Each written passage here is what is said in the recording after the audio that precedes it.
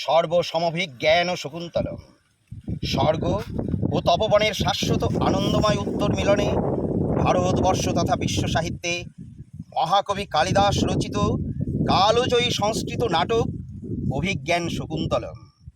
সরলা লজ্জানম্র প্রকৃতির পূজারিণী শকুন্তলা এবং মৃগয়া বিলাসী হস্তিনাপুরের প্রজাহিতৈষী মহারাজা দুষ্মন্তের চঞ্চল প্রণয়কে করুণ রসের অভিব্যক্তিতে উত্তীর্ণ করে এবং কামজ মোহের অভিশাপের বিচ্ছেদ বিরহ অগ্নিতে দগ্ধ করে প্রেমকে স্বর্গীয় মাধুর্যে উন্নীত করেছেন মহাকবি কালিদাস। আমরা শকুন্তলা কাহিনীর প্রথম উল্লেখ পাই মহাভারতের আদি পর্বে। কথিত আছে দুষ্মন্ত শকুন্তলার পুত্র ভরতের নামানুসারে আমাদের দেশের নাম হয়েছে ভারত এবং কৌরব ও পাণ্ডবেরা রাজা ভরতেরই বংশধর।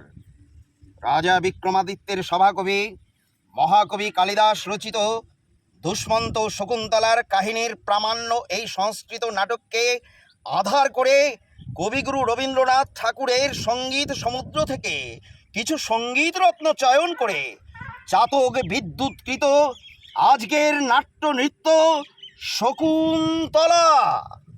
এই যেটা আমি